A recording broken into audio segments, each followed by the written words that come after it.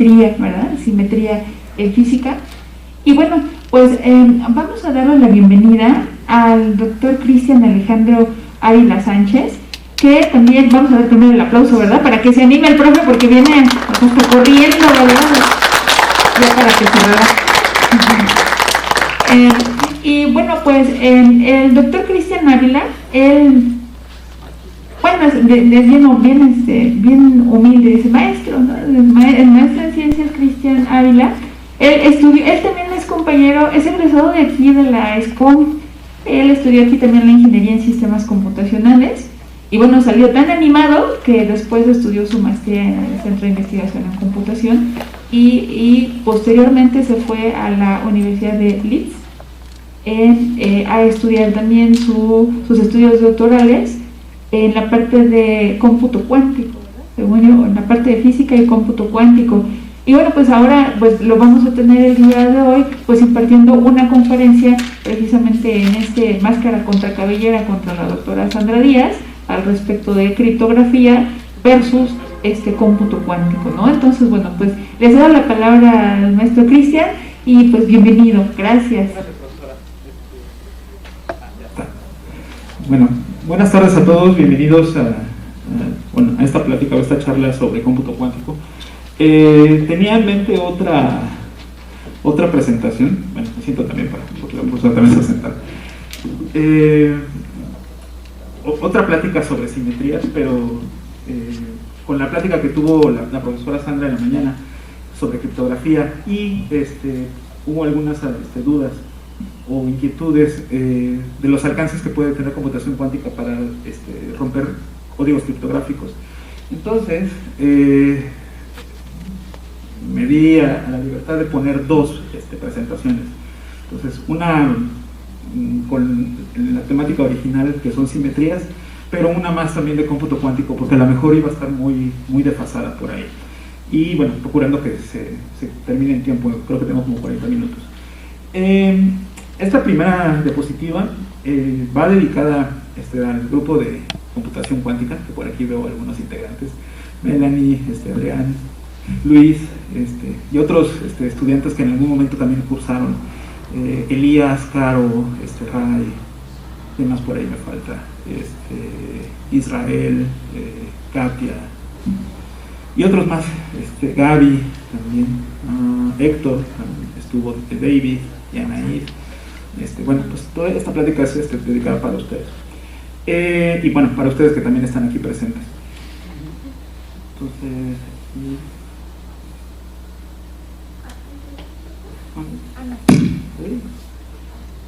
ahí está. Sí se va a estar viendo. Ok. ¿Qué es computación cuántica? Esta es la primera parte. Bueno, computación cuántica es utilizar átomos, las propiedades atómicas o de partículas para poder realizar computación. El tipo de computación que ustedes pueden realizar es muy diferente a lo que se hace usualmente en clásico. En algún punto, y confieso, pensé que computación cuántica iba a desplazar completamente a computación clásica. Y luego me di cuenta que estaba cometiendo un error. En computación clásica, que es lo que ustedes están estudiando, están las bases, es como inducción. Está el caso base y este es el caso avanzado. Esta me la voy a sentar un poco más rápido, para que nada más sea la parte interesante. ¿Qué es hacer computación? Bueno, hacer computación es representar, almacenar, procesar y comunicar información. Y parece que es un proceso artificial, pero realmente es un proceso natural. La naturaleza tiene estas capacidades de poder hacer cómputo. Parece que computación es algo de los 60, 70 o ahorita 2020. Y si se quieren ver a lo mejor un poco más formales, pues 1930 con Turing o 1940 con von Neumann. Pero realmente las civilizaciones antiguas también hacían computación. Computación es un proceso. Y bueno, aquí hay algunas ilustraciones con los mayas. A la hora de estar haciendo cálculos, por ejemplo, con los calendarios, ya estaban haciendo ellos computación. Claro que en forma moderna, bueno, pues ahora contamos con dispositivos de cómputo, contamos con chips para representar esos datos.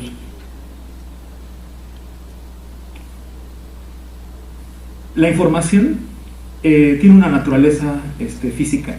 En ocasiones le damos importancia solamente a la parte de computación, y bueno, hoy porque es Día de las Matemáticas o estamos celebrando o conmemorando esta fecha, también le damos este carácter matemático, pero a veces ignoramos que hay una parte física. Ustedes piensen en sus dispositivos de cómputo, en su celular, en su laptop o en un clúster. Si realmente no estuviera toda esta maquinaria atrás de electromagnetismo funcionando, bueno, pues no podríamos llevar a cabo este cómputo. Ups.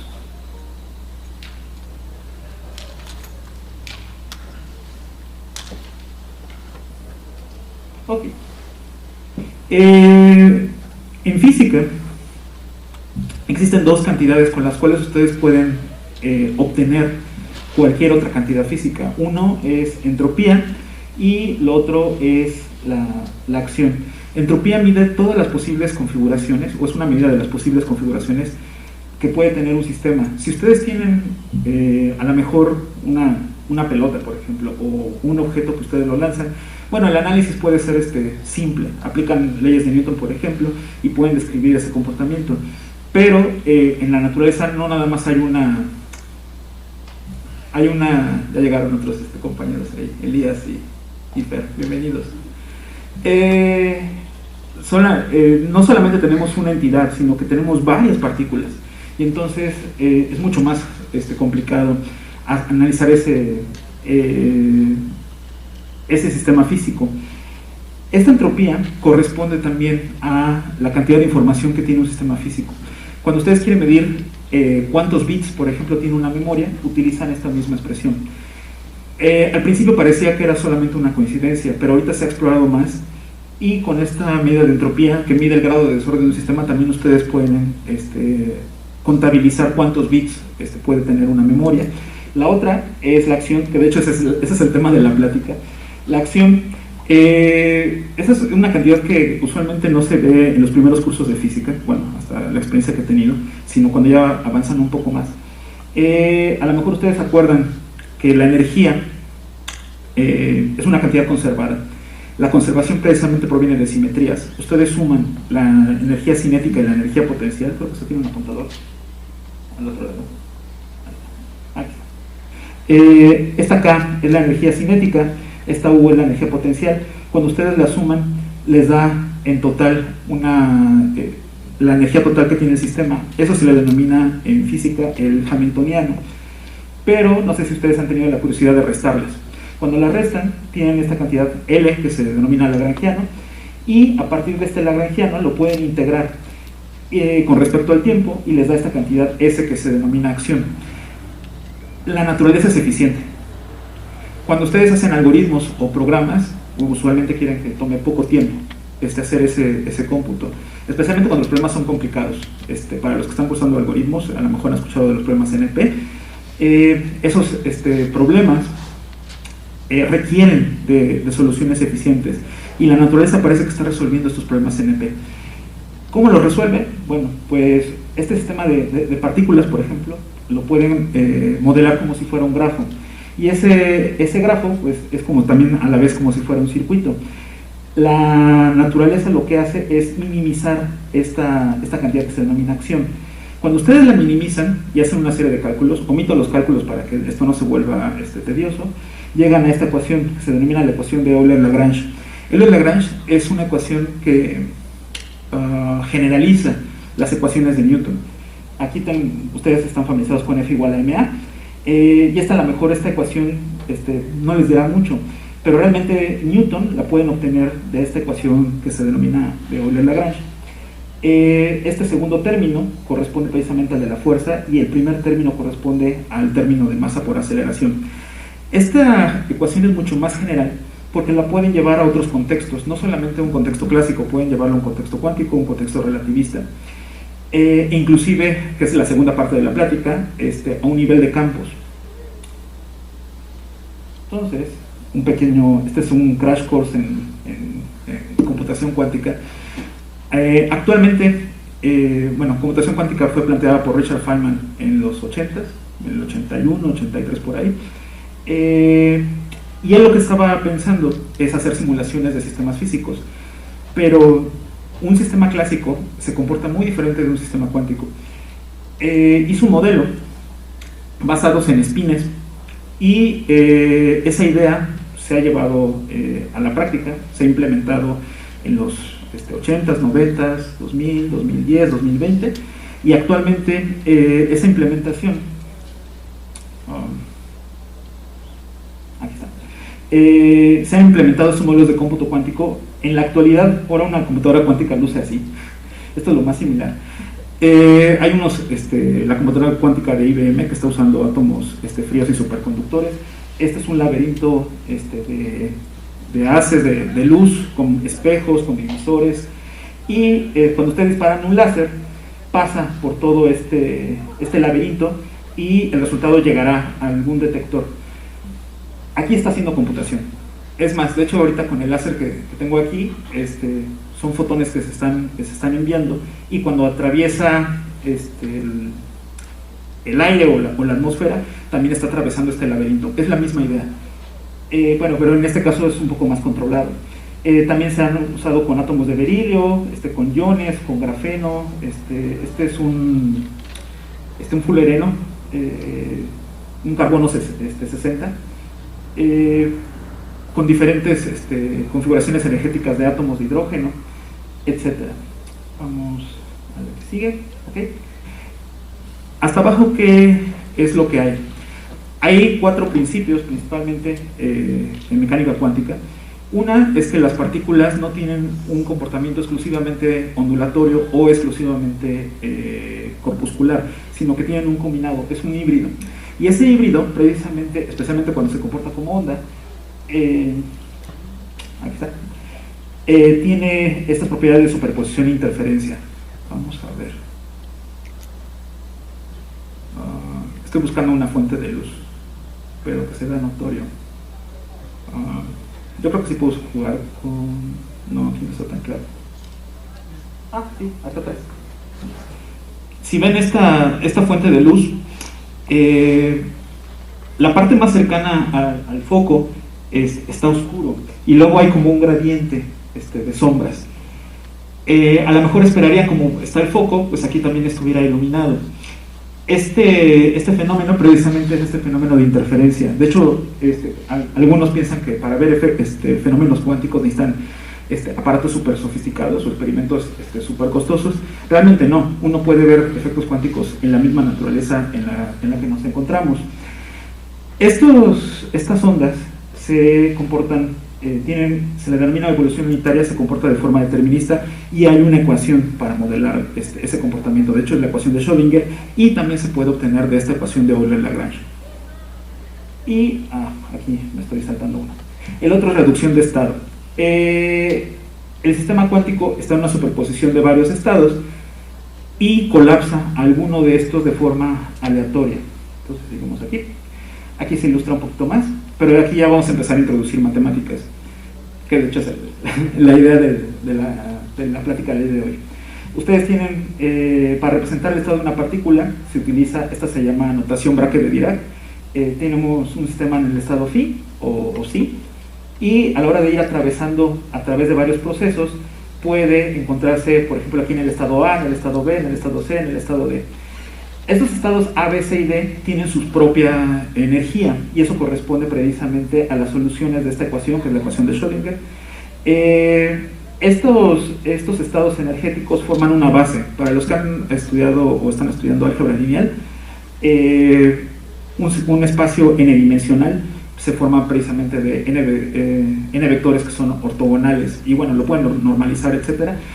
Hagan de cuenta que es esta misma solución, pero cuando ustedes suman vectores pueden tener otras superposiciones un poco más arbitrarias, ponderar que está en el estado A, en el estado B, en el estado C, en el estado D, pero con ciertas constantes, y esas constantes,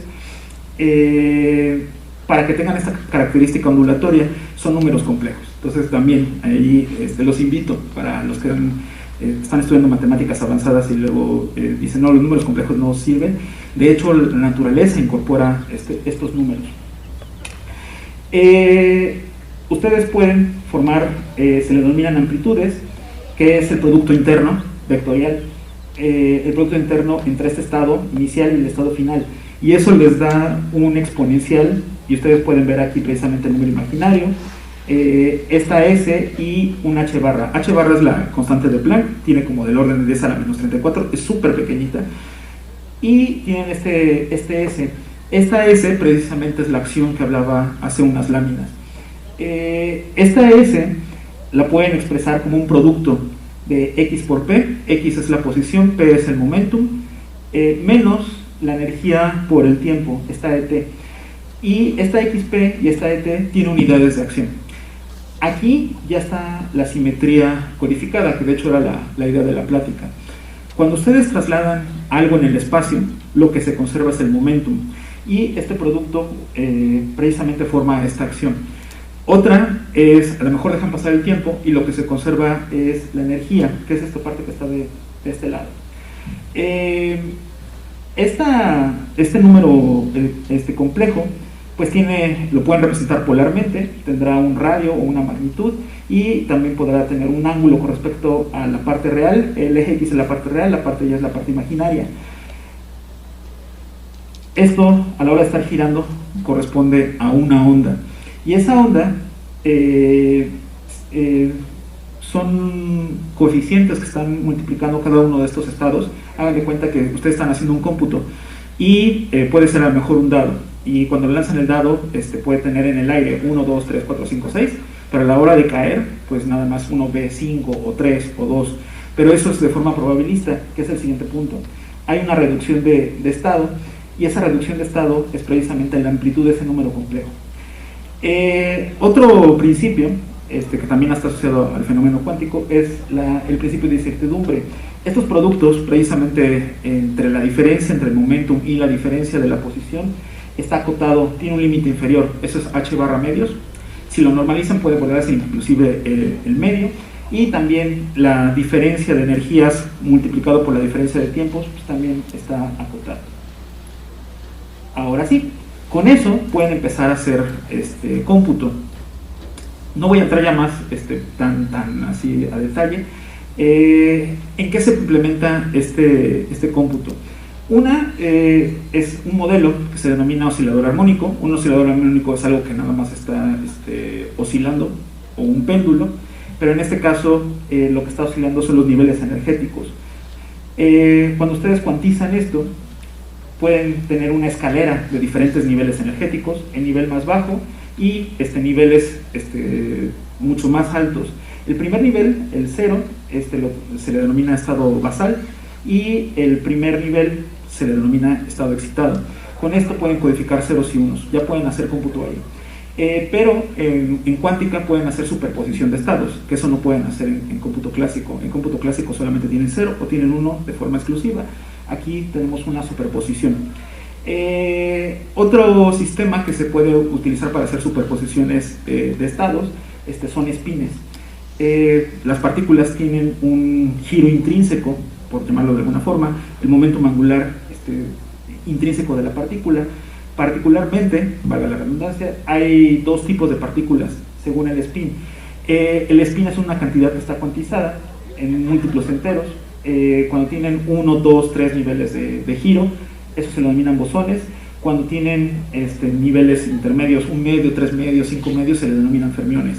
¿Por qué son importantes los fermiones y los bosones en la naturaleza?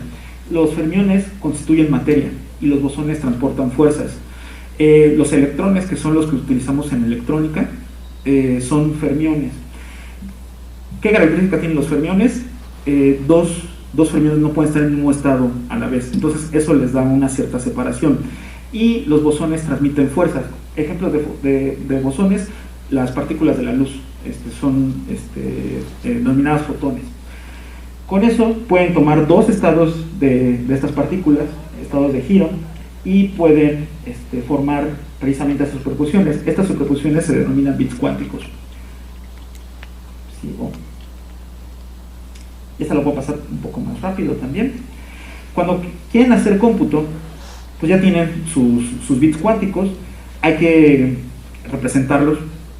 Matemáticamente se representan por vectores en un espacio bidimensional. El estado 0, por ejemplo, puede ser un vector 1, 0 y el estado 1 puede ser un vector 0, 1. Y si recuerdan sus clases de álgebra lineal, para operar sobre estos vectores necesitamos transformaciones lineales. Las transformaciones en este caso son matrices de 2 por 2. Y esas matrices de 2 por 2 tienen coeficientes complejos. Tienen que tener ciertas cualidades, por ejemplo, esta matriz U multiplicada por U, este se lo denomina U daga, lo que hace es sacar la transpuesta y sacar el complejo conjugado. A la hora de multiplicarlo, les debe dar la matriz de identidad. Aquí hay otro rastro de simetría. Cuando ustedes tienen transformaciones y también tienen la transformación inversa, tienen forma de deshacer los efectos de lo que estén modelando. Por ejemplo, imagínense que tienen un cubo de Rubik. El cubo de Rubik aleatoriamente empiezan a moverlo y le cambian todos los colores. Y el objetivo es pues resolver el cubo. Para resolverlo, lo que hacen es aplicar otra serie de transformaciones y otra vez regresa a un cubo de colores. Hay ciertas compuertas básicas que están basadas en las rotaciones, sigma X, sigma Y, sigma Z, y eso se denominan matrices de Pablo. Sigamos. Ahora sí. Juntan estas operaciones y pueden empezar a formar circuitos. Aquí hay un ejemplo de un circuito. En este caso, este circuito está modelando la transformada de Fourier. Y esta transformada de Fourier lo que hace es pasar de un espacio a otro. Por ejemplo, del espacio del tiempo al espacio de la frecuencia. Espacio del momentum al espacio de... vaya la redundancia. Un espacio espacial. Posición vaya. La implementación podría ser, por ejemplo, este laberinto de compuertas cuánticas. Ya es la implementación física y este es el resultado del circuito. Fourier es muy útil. Por ejemplo, ustedes, depende del semestre en el que se encuentran, lo utilizan mucho para señales, para sacar espectros, para hacer análisis de imágenes. E inclusive en la plática de la mañana de la profesora Sandra, hablaba de factorizar, cómo encontrar los factores primos para criptografía. Bueno, ellos más que encontrarlos, utilizaban números primos muy grandes, los multiplicaban, y en este caso, con esta transformada de Fourier precisamente se puede encontrar esos factores de forma mucho más rápida. Sigamos el entrelazamiento cuántico. Otro efecto bastante interesante que no se da a nivel clásico es el entrelazamiento. Ustedes tienen dos partículas, a lo mejor están interaccionando, y estas partículas, a la hora de interaccionar, aquí está, una la dejan aquí a lo mejor en este auditorio y la otra la mandan a Sudamérica. Ustedes agitan la que tienen aquí en el auditorio, y la que está en Sudamérica automáticamente siente el efecto. Este efecto no existe a nivel clásico. Parece muy como de ciencia ficción, o un efecto muy ficticio, pero se ha probado que sí existe. De hecho, el primero que lo propuso fue Einstein en el 33 o algo así, precisamente para demostrar que cuántica no servía. Y es curioso porque Einstein, con el efecto fotoeléctrico, fue uno de los precursores de mecánica cuántica. Pero después le veía muchos errores. Parecía que era un error, y el peso que tienen las personas lo marcó como error. Y de 1930 hasta los 60, como por 30 o 35 años, nadie hacía estudios en entrelazamiento cuántico. Solamente, y bueno, con todo el respeto que merece Einstein, hasta que falleció, fue que se levantó el veto. Y empezaron a hacer estudios. A esto se le llaman, uno de los que comenzaron esos estudios es precisamente John Bell. Y John Bell demostró que esto sí se podría llevar a cabo, y desde los 60 hasta la fecha ahora se hacen algoritmos y protocolos de comunicación basados en entrelazado. Tiene una partícula aquí, la otra la llevan a un lugar muy distante. De hecho, se han hecho experimentos con satélites. Mandan fotones de aquí al satélite, agitan el que está aquí, y el del satélite automáticamente sienten toda la siente ese efecto. Aquí hay otros ejemplos de comunicación cuántica, me lo voy a saltar. Algunos ejemplos de algoritmos. Transformada de Fourier. Este es el circuito, los detalles más técnicos. Encontrar algoritmos, encontrar números al azar en una base de datos. A lo mejor tienen un arreglo y el arreglo tiene n celdas, pero no saben dónde están los elementos. En el peor de los casos tienen que recorrer todo el arreglo, eso le va a tomar n pasos. Pero si lo hacen cuánticamente, explora todo simultáneamente y puede encontrar el elemento en raíz de n pasos. Aquí está la complejidad. Otros ejemplos de algoritmos, el algoritmo de factorización, de hecho este es el que le interesaba a la profesora Sandra. Hola. No, somos cuates, ya nos quieren armar un confrontamiento ahí. No, somos cuates. Hola Sandra. Y bueno, voy a llegar a esta parte de las implementaciones experimentales. Ya hay arquitecturas, fue lo que había mencionado. Así como hay implementaciones experimentales y también en computación hay arquitecturas, hay clústeres, hay GPUs, en cuántica también lo hay. Hay máquinas de Turing cuántica. Con una máquina de Turing, si ustedes tienen un sistema físico o cualquier sistema de computación y demuestran que pueden obtener una máquina de Turing, entonces ese sistema tiene capacidades de cómputo universal. Autómatas celulares cuánticos también se han implementado. Clústeres. Un área que es muy fascinante, que es computación topológica. Ustedes tienen una malla de grafeno. Esta malla es una capa bidimensional de grafito, carbono, vaya.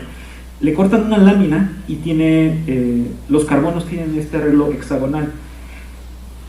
Cuando en estos vértices hay un átomo de carbono y los electrones están saltando de vértice en vértice y ustedes pueden controlar cómo dan los saltos. Una forma es, por ejemplo, que esté girando alrededor de alguno de estos hexágonos, y otra, que cuando ustedes ya en algún momento dicen quisiera consultar cuál es el estado del electrón, marcan la hora, ese operador se le denomina como consultar la hora. Saben en cuál electrón o en cuál átomo está situado, pero a la hora de estar, supongan que este punto rojo del láser es un electrón y empieza a saltar por toda esa malla. A la hora de saltar forma precisamente estas como rutas, hagan cuenta que son hilos y pueden empezar a tejer. Todas estas técnicas de tejido, para los que les encanta la costura, se pueden implementar para hacer computación, digamos. Y ok, aquí voy a saltar a otro punto, pero ahorita voy a solicitar precisamente ayuda de la cabina. Si ustedes quieren hacer una computadora cuántica universal, de hecho es el gran reto, ¿qué podrían hacer? Una es usar un simulador clásico que implemente algoritmos cuánticos, pero eso es como hacer trampa. Uno quiere hacer computación cuántica con sistemas cuánticos. Un ejemplo de un sistema cuántico es, por ejemplo, tener un campo como cuál, electromagnetismo, pero cuantizado. No sé si en la cabina nos puedan ayudar con la animación que le había indicado. Aquí están por ahí.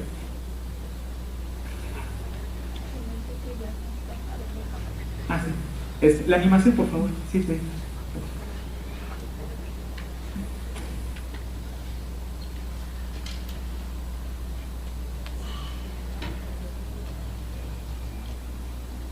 Ok.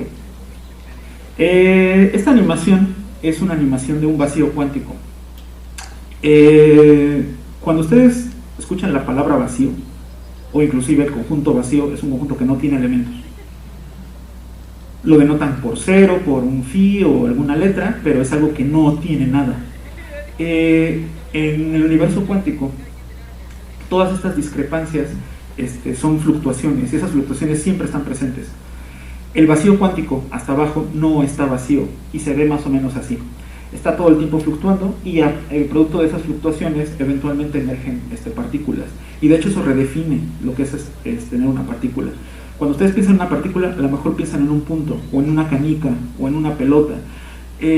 Hasta abajo son todas estas fluctuaciones y son como ondas que se están propagando en este medio. Ahorita, esta es como una versión macroscópica de lo que sería este vacío cuántico. Eso está fluctuando en toda el aula, en cada una de sus células. Eso es lo que está trabajando. Ahora sí, no sé si me pueden ayudar por favor con la siguiente, la siguiente presentación.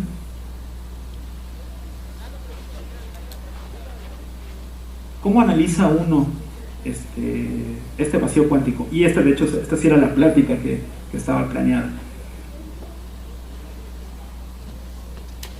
Bueno, con un par de trampas por ahí. Gracias. ¿Cómo analizamos estos campos? Bueno, lo que queremos aquí, bueno, me lo paso un poco más rápido, es analizar información y cómo puede hacer uno cálculos en estos sistemas tan fluctuantes. Para eso uno se apoya precisamente de simetrías. Esta es una versión ilustrativa de este vacío cuántico o de este campo, y lo que buscaremos es cómo extender los principios de computación cuántica a sistemas multipartitos y donde también hay efectos relativistas. Con multipartitos nos referimos a que hay muchas partículas o muchas fluctuaciones, y con relativistas que estamos trabajando con altas energías y partículas que están viajando a la velocidad de la luz o velocidades cercanas a la velocidad de la luz. Este es como el contenido. Me salto esta parte de cómputo, esta también.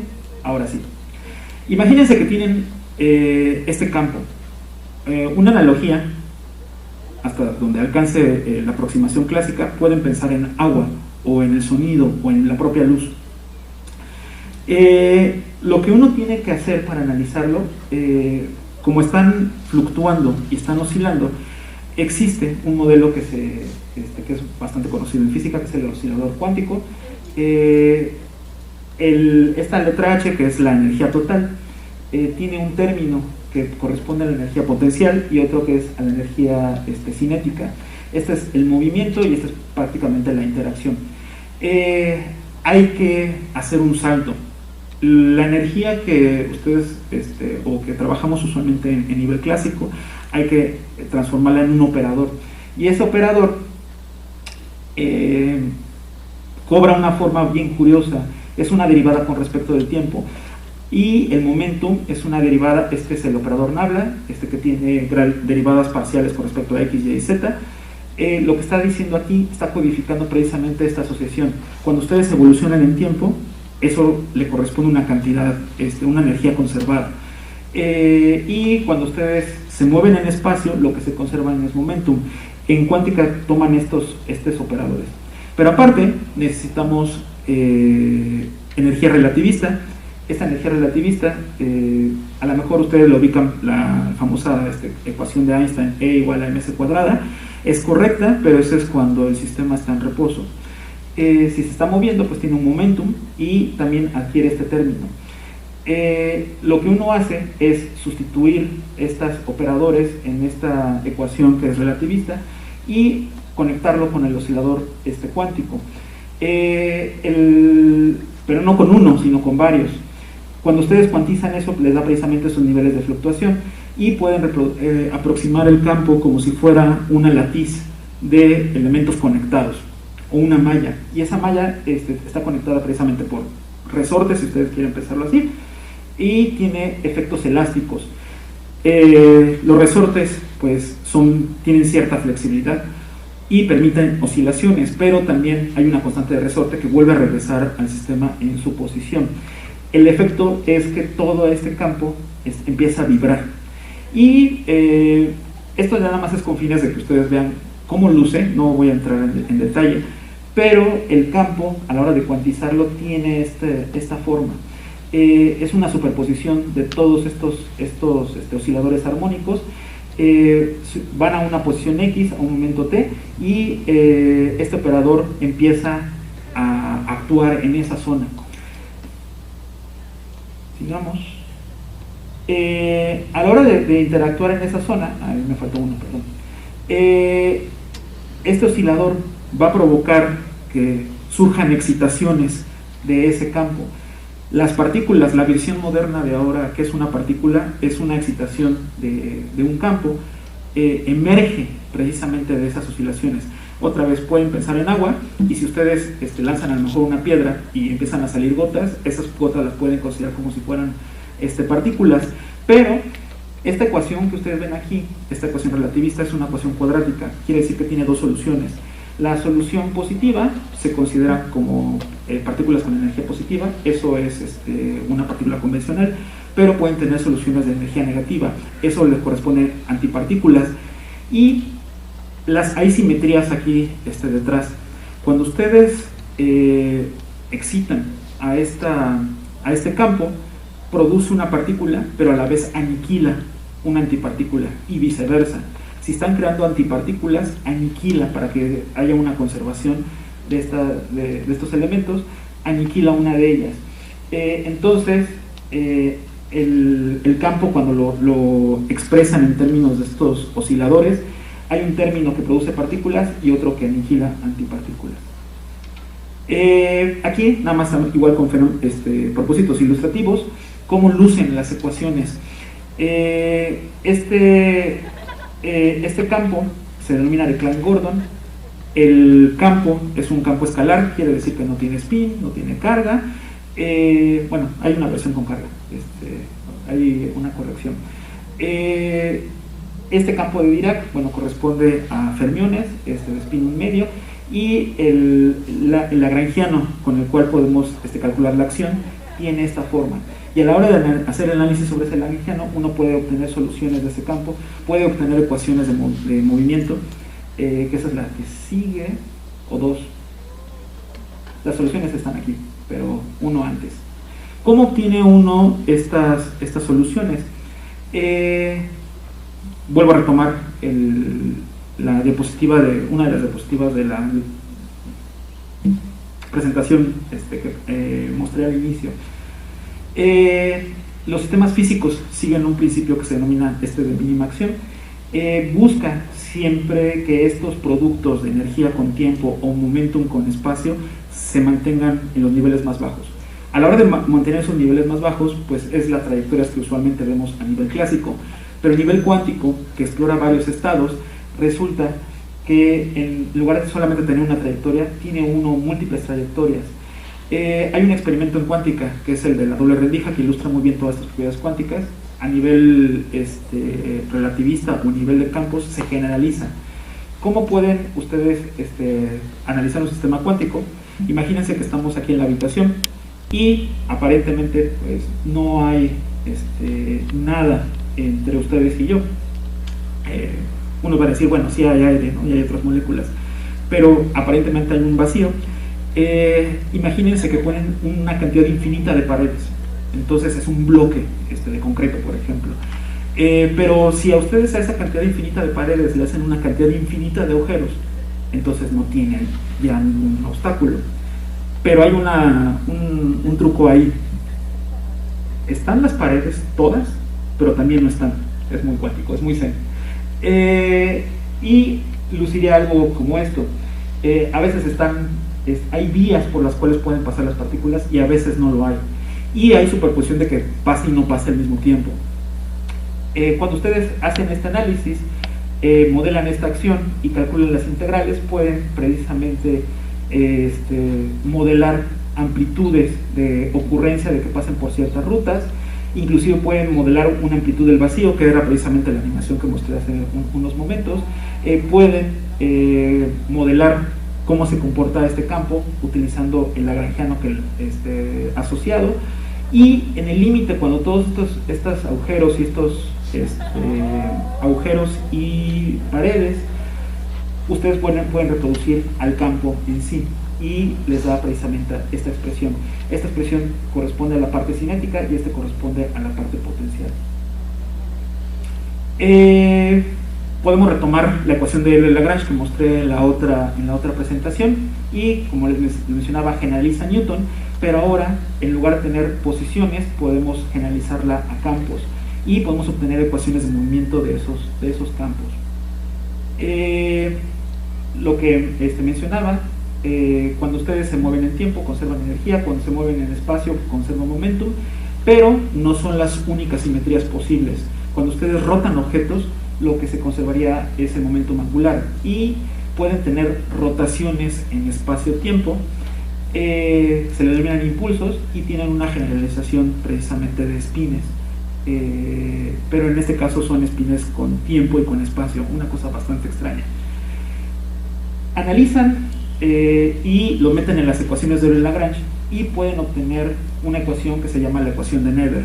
Emil Nether, alrededor de 1900, hizo estos análisis de qué pasaría si yo aplico simetrías, y esas simetrías arrojan corrientes y cargas conservadas, y las cargas conservadas precisamente son estas cantidades físicas. Esta lámina me llama mucho la atención y puedo decir que me gusta mucho, porque este teorema es el que demuestra que la naturaleza utiliza simetrías de fondo para comunicarse. En la mañana la profesora Sandra estaba hablando sobre teoría de números, que es como, en palabras del propio Gauss, es la reina de las matemáticas. Aquí sí difiero. Mi diferencia es precisamente la presencia de grupos. Más o menos después de Gauss, Galois y Abel buscaban encontrar una fórmula para resolver polinomios de grado 5, y encontraron que a la hora de uno hacer despejes está moviendo soluciones en un espacio abstracto, y ese movimiento corresponden a simetrías. Parece que lo que hay más fundamental inclusive de números son simetrías, y la naturaleza lo sabe. Cuando ustedes o yo o un sistema físico se está desplazando, se está moviendo y está avanzando en tiempo y está avanzando en espacio, también está alterando las propiedades físicas de su sistema. Energía, momentum. En términos computacionales, la energía y el momentum es lo que le permite tener computadoras, es lo que permite tener circuitos. Si ustedes tienen, imagínense que este fuese un dispositivo de cómputo, su celular, y hacen una llamada o reciben mensajes en redes sociales aquí, también tendría que seguir funcionando igual en esta posición, y tendría que seguir funcionando si está aquí y hacen la llamada una hora después. Lo que está detrás es la simetría, y conservan precisamente estas cantidades físicas. Las cantidades físicas son las que hacen computación, y eso es ahora lo que voy a la siguiente parte. Me voy a saltar esta. No, aquí está, es esta que está en la esquinita. Ahora, a un nivel cuántico, pueden utilizar energía para hacer operaciones y medir inclusive cuántas instrucciones ustedes están realizando en su cómputo por unidad de tiempo. Y el momentum es una densidad, cuántas instrucciones están utilizando por unidad del espacio. Hay una conexión interesante entre la acción y, entre dinámica y estadística. Dinámica es la evolución de un sistema en el tiempo. Estadística es tener un montón de estados, a lo mejor en una bolsa. La ecuación, que en este caso es una integral, que modela precisamente esas amplitudes cuánticas, es igualita a una función en estadística, mecánica estadística, que se denomina la función de partición. Esta función de partición precisamente como clasifica todos los posibles estados en los que se encuentra. Para que ustedes estas dos expresiones sean iguales, la variable del tiempo la tienen que pasar a un valor imaginario, y es donde las cosas empiezan a poner extrañas. El tiempo usualmente lo medimos con un número real. Tener un tiempo imaginario no solamente hace esta equivalencia entre dinámica y estadística bastante posible, que de hecho sí sucede, se ha demostrado físicamente que sí pasa, sino que una variable temporal, imagínense que tiene un reloj, se convierte en algo espacial. Usualmente espacio y tiempo lo tenemos asociado como distintos. Para medir espacio necesitamos reglas, para medir tiempo necesitamos relojes. Y con este tipo de transformaciones que se han llevado inclusive experimentalmente, ahora uno transforma relojes en reglas y reglas en relojes. Si ustedes tienen una memoria, esa información ocupa un espacio. El procesador, a la hora de encenderlo, está evolucionando en tiempo. Cuando uno aplica computación, matemáticas y física, ahora lo que puede hacer es transformar procesadores en memorias y memorias en procesadores. Esos son el tipo de investigación que se hace actualmente. Sigamos. Esta parte también me la voy a saltar. También me la voy a saltar. Para ya concluir un poquito más rápido. Ahora, con este modelo que les estoy presentando, de hecho es el trabajo que he estado haciendo de investigación en los últimos años, pueden representar información en campos electromagnéticos, campos de quarks, campos de gluones, materia condensada o inclusive gravedad. Y los datos ahora son precisamente estas excitaciones del campo. Para programarlo, pues sí, se requiere matemática mucho más elaborada. La presencia precisamente de lagrangianos que modelan la dinámica, las soluciones que están codificadas en las ecuaciones de Lagrange o el teorema de Nether, algunas propiedades precisamente de bosones y fermiones, pero la naturaleza utiliza ambos. Y algo muy interesante es que ahora, cuando ustedes van a un pedacito de materia, tiene muchísimas partículas, no tiene 2, 3, 4, sino que son un montón, a granel. Y a granel pueden utilizarse, para los que están cursando algoritmos, para resolver uno de los problemas, una categoría de los problemas más complicados que hay, que son los problemas NP completos. Los problemas NP completos son aquellos cuya complejidad es usualmente no polinomial, y por no polinomial me refiero a tiempos factoriales, exponenciales, n a la n, monstruos que con unos cuantos datos de repente esto explota. Pero al tener a su disposición graneles de partículas, pueden asignarlas para que puedan resolver muchas tareas. En particular, esa es la clase NP, pero en particular los problemas NP completos son problemas que son isomórficos entre sí. Pueden tener un problema, el más clásico, y es el caballito de batalla que lo uso en muchos cursos, el del problema de la mochila. Ustedes tienen una mochila, a lo mejor ahorita traen consigo una, y quieren colocar objetos en esa mochila. No quieren rebasar el peso máximo o el volumen máximo, porque si no se rompería o rebasaría los límites de la mochila. Lo que hacen es estar probando un montón de soluciones. Si prueban todas las soluciones, el espacio es gigantesco, es exponencial 2 a la n o algo así. Pero ahora, si ustedes utilizan todas las partículas que pueden salir, por ejemplo, de esa lámpara o cualquiera de las lámparas que están cercanas, no tienen una o dos partículas, sino que tienen a granel, y en conjunto pueden empezar a resolver este tipo de problemas. Pueden resolver problemas de mochilas, problemas de optimizaciones, planificación, coloreado de grafos y algunos otros problemas asociados. Así como las conclusiones, y sería todo de mi parte. Muchas gracias.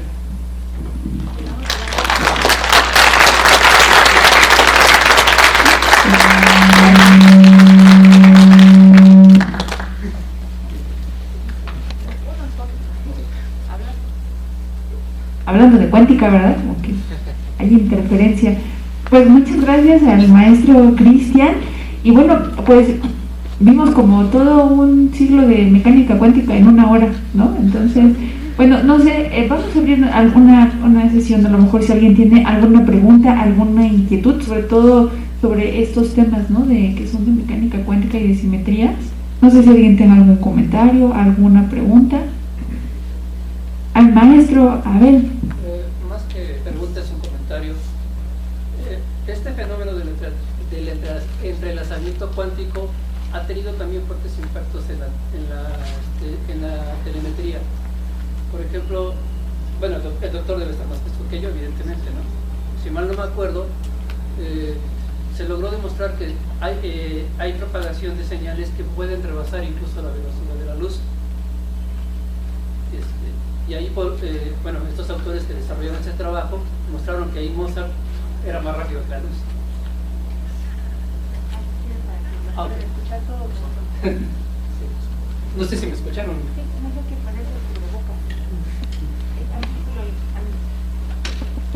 Si quieren dar un poquito más, profe, en su comentario. Sí, básicamente esa era la idea, que el impacto que tuvo el entrelazamiento cuántico fue muy grande. Y en esa área en particular se lograron alcances que no se habían conocido, no se habían alcanzado antes. Otro comentario que también quisiera aportar es que el estudio de las simetrías no solamente se manejó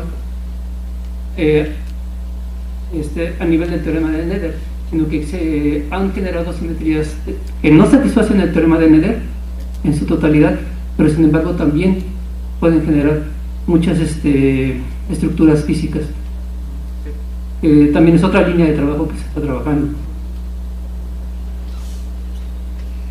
Gracias.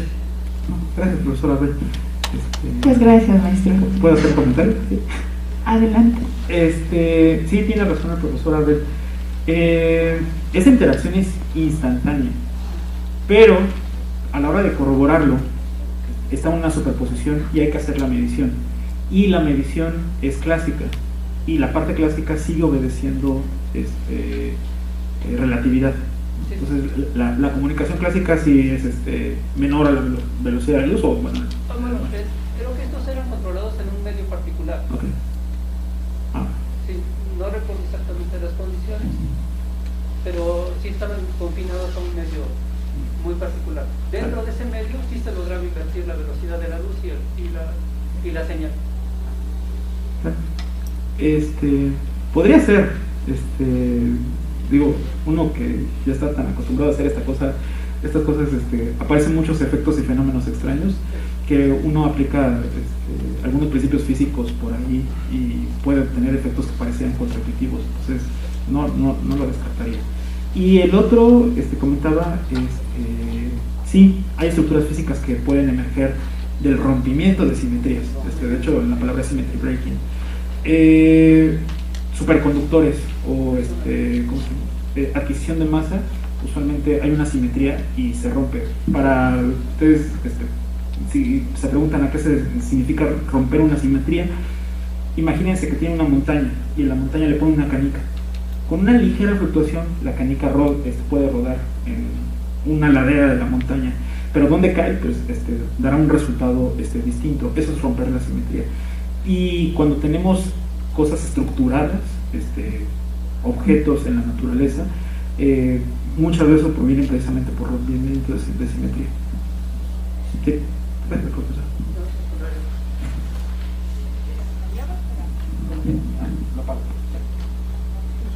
Vicia. Pues no sé si alguien tenga algún otro comentario para hacer, alguna pregunta. Acá, alumno del cubrebocas negro, y después seguiría la doctora Sandra. Adelante, si quieren acercarse al micrófono o si quieren hablar fuerte para que los escuchemos. Adelante. Yo tengo una duda respecto a la parte de generar los modelos. En cuanto nos hablaba de la cuantificación, bueno, más bien dicho, de la entropía, que podemos cuantificar y modelar grafos. Dentro de los modelos que existen, ¿hay alguna forma de generar isomorfismos o cómo es la manera en cómo podemos encontrar isomorfismos dependiendo del fenómeno que se analice? Si existen también simetrías dentro de los mismos fenómenos cuánticos, o si existe alguna forma en cómo se podría llevar a cabo esta parte de los isomorfismos. Gracias, Elie. Sí se pueden hacer los isomorfismos. Bueno, comienzo por la segunda y con eso voy a dar la respuesta a la primera. Sí hay simetrías en cuántica. De hecho, la simetría se codifica en la fase del número complejo. Esa fase es un producto o de tiempo con energía o espacio con momento. Manipular eso es precisamente controlar la parte cinética o la parte potencial, y eso me lleva a la otra pregunta. Cuando ustedes tienen un sistema con alta energía potencial, es un sistema que está muy conectado. Si tienen baja energía potencial, pues está libre, por decirlo de alguna forma. Al revés, también pueden manipular la energía cinética, subir la energía cinética y aumenta la libertad, o bajar la energía cinética y va a estar muy estático. Ejemplos: un cubo de agua. El cubo de agua, un cubo de hielo, perdón. Un cubo de hielo, todos los átomos van a estar en un cristal, y ese cristal a bajas temperaturas va a tener una energía potencial alta y una energía cinética baja. Pero cuando se derrite y se evapora, pues todas estas moléculas del agua empiezan a flotar y se convierten en un gas. La energía potencial es baja, la energía cinética es alta. Eso es lo que podemos usar para modelar grafos. De hecho, en computación, bueno, no solamente en computación cuántica, sino en cómputo natural, muchos de los problemas de computación se pueden representar por diferentes estados de la materia. Esa es la forma como se empiezan a resolver los problemas. Gracias. Ah, sí. Sandra. Hola. Bueno, mi pregunta es un tanto filosófica. Ok. Si imaginemos por un momento que a partir de mañana ya es viable la computadora cuántica. Imaginemos. ¿Cuáles serían las consecuencias para la computación en términos de comunicaciones, todo lo que conocemos ahorita, ¿no? Los dispositivos que utilizamos para comunicarnos todos los días? ¿Y qué cosas en realidad no cambiarían? Ah, buena. Lo bueno, el máscara contra cabellera, ahora gancho al hígado de la doctora Sandra. Se está vengando de las preguntas que yo hago usualmente de ese calibre. Está bien. No, sí está bueno. Potencialmente. Híjole. Es que hay. Creo que hayan escuchado que ya hay una computadora cuántica. Está la de IBM, por ejemplo, que ya está trabajando como con 54 qubits, más o menos. Sí está ya construida, pero no está al acceso público, ¿vale? Uno puede acceder por un servidor. ¿Por qué? Porque necesita un alto control. Prácticamente todo el ambiente es cuántico y interfiere con él. O sea, ya hay una computadora, por eso es una parte. Segundo, ¿en qué cambiaría?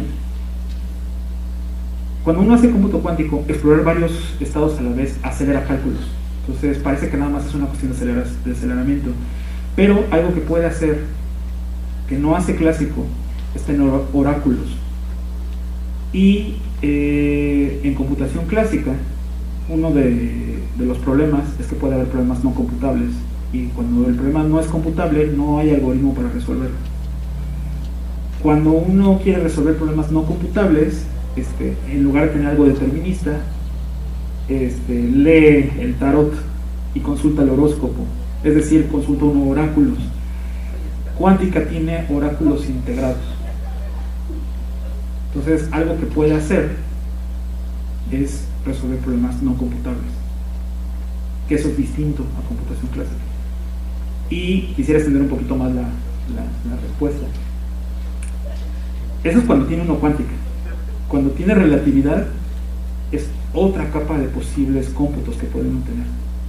Y si uno le mete mecánica estadística, es otra capa de posibles cómputos. Y si uno le mete electromagnetismo, es otra capa. Y si le mete cromodinámica, es otra capa. Lo que se está revelando es que computación como la conocíamos, realmente es la palabra es landscape, es como un panorama de posibles configuraciones de cómputos que se pueden realizar, problemas a resolver. Y eso, bueno, pues apenas son como los primeros pasos que se están dando. Lo que está revelando es que el universo hace cómputo de 1000 formas y computación clásica es como el punto de partida, pero puede haber todavía muchas nuevas formas de hacer computación. Por eso decía que estaba buena la pregunta. Gracias. No, aquí. Pues no sé, a ver, adelante, aquí tenemos todavía tiempo para dos justos, a ver, acá el compañero y luego el maestro Carballo. Respecto a eso mismo, es más como un comentario. Me recuerda como a las máquinas. ¿Pasa el micrófono?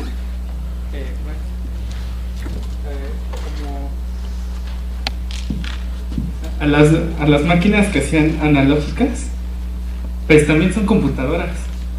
Y por ejemplo, bueno, ahí debe haber divulgación sobre máquinas que nada más mueves y ya te saca el resultado.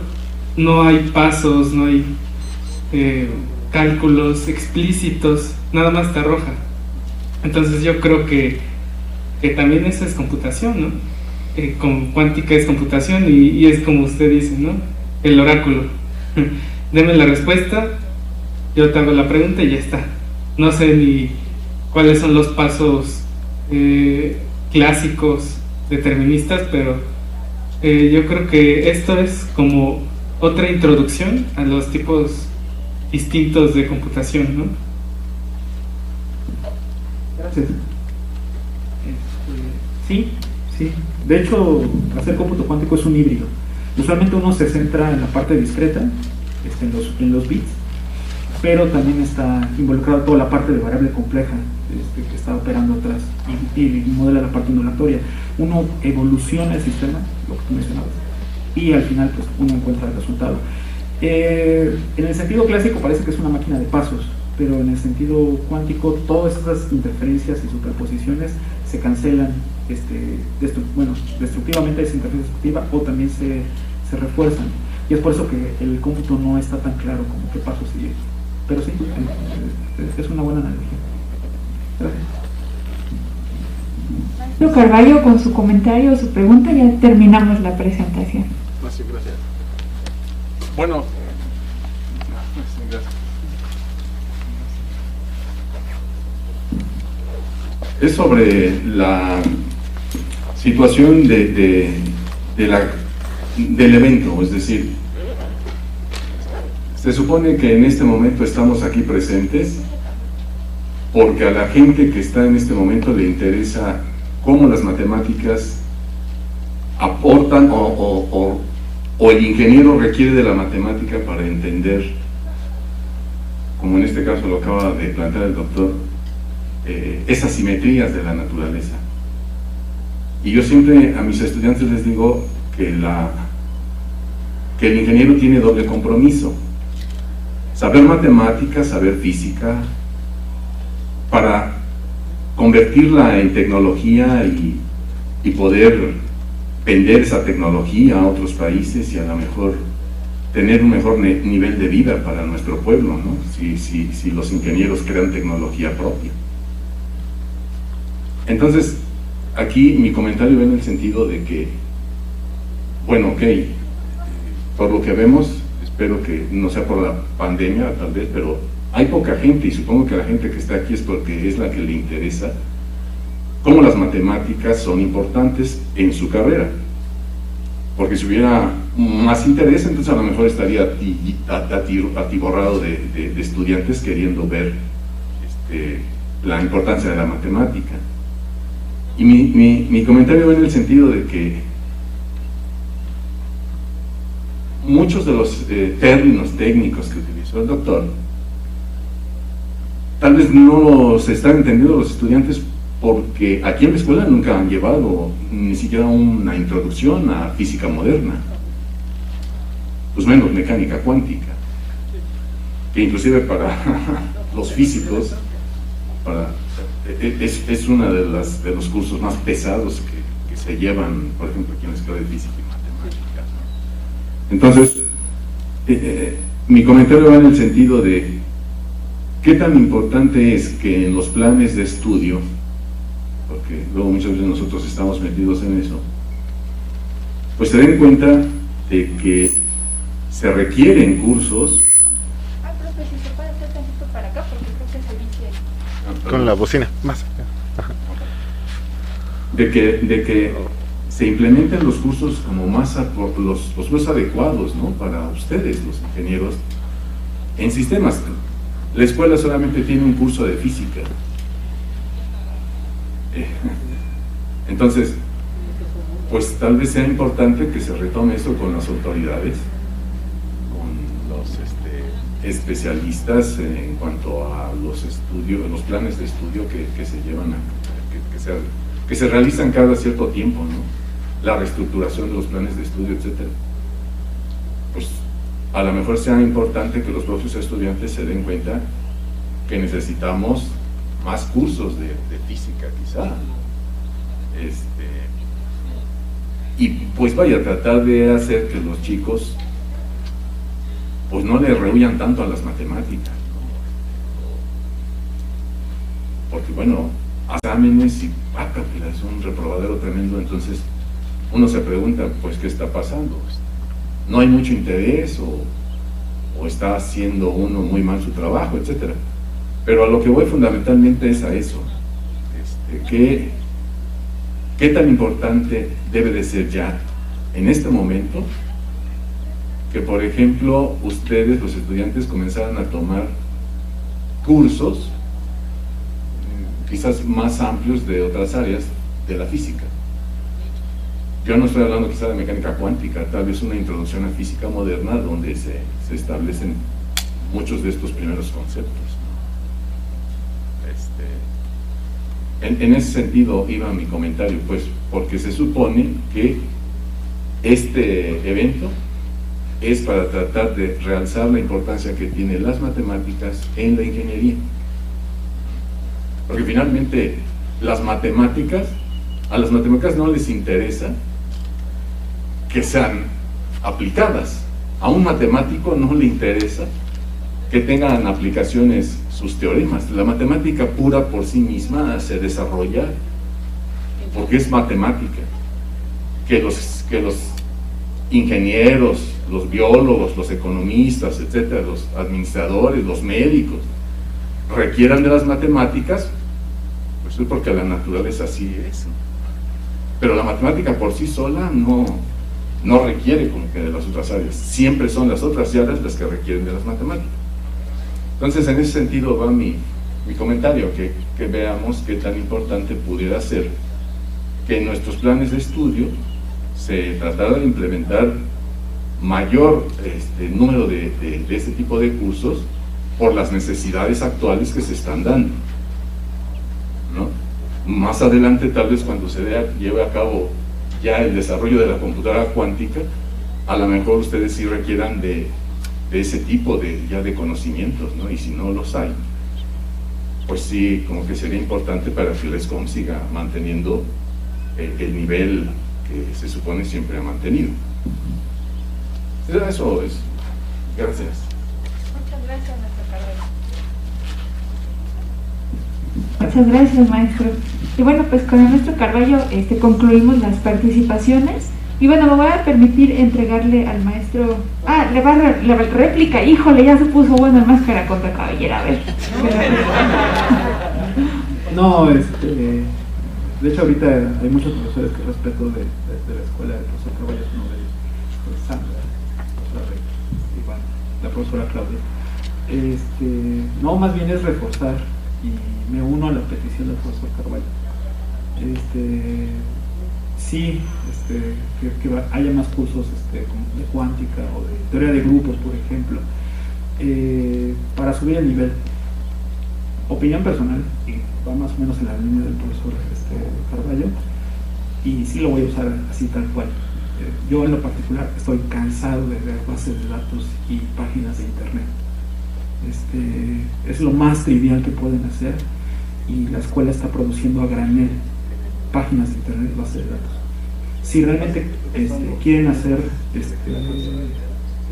computación de veras, no computación así como de juguete, pues hay que entrarle a cosas mucho más avanzadas. Estas tecnologías, esto de cuántica, les voy a ser honestos, la segunda diapositiva que hice es una diapositiva que yo hice en el 2008, y de 2008 hasta la fecha ya pasaron 10, 14 años. Esos dibujos que ustedes vieron son de hace 14 años. Y bueno, dije, pues hay que compartirlos, que las personas lo vean. Y bueno, tuve la oportunidad de hacerlo cuando estaba haciendo el doctorado en el extranjero. Esas diapositivas tienen 14 años de avanzado, y aquí en México pues apenas están llegando. Berkeley, Caltech, MIT, Harvard y todos estos buenos lugares en el extranjero están haciendo cosas mucho más avanzadas, porque le suben más a sus cursos. Hay cursos de algoritmos, hay cursos de cuántica, hay cursos de computación biológica, de ADN. Ahorita por aquí veo algunos de mis estudiantes de trabajo terminal, orgullosísimos de ustedes, muchachos, porque están haciendo un trabajo súper rifado. Creo que eso es lo que hay que hacer, pero también pues es de ambas partes, ¿no? Tanto de los estudiantes que realmente estén interesados, y nosotros como profesores que sigamos subiendo el nivel y poniendo la vara cada vez más alta. Así vamos a hacer muy buen trabajo. Y más allá, aunque yo me gradué de aquí y ustedes también están estudiando la carrera de sistemas computacionales en ESCOM, honestamente yo no me pongo tanto la camiseta. Más bien es donde uno esté, siempre tiene que tener nivel alto. Muchas gracias, profesor. Gracias, maestro Cristian. Y bueno, pues ya, híjole, sí respondió, ¿verdad? Con un gancho al hígado. Bueno, pues con esta participación del maestro Cristian vamos a dar por terminada la sesión de conferencias y me voy a permitir entregarle su reconocimiento al maestro Cristian Alejandro Águila Sánchez por haber impartido la conferencia Reencontrándonos con la naturaleza, trazos de simetrías en los principios físicos, en el marco de las actividades de la segunda edición del Día Internacional de las Matemáticas en ESCOM, realizado en las instalaciones de la Escuela Superior de Cómputo, hoy 31 de marzo en la Ciudad de México, la técnica al servicio de la patria, y firma el maestro Andrés Ortigosa Campo, el director. Muchísimas gracias, maestro. Muchísimas gracias. Y bueno, y con esto cerramos las actividades, digamos, académicas, y ahora sí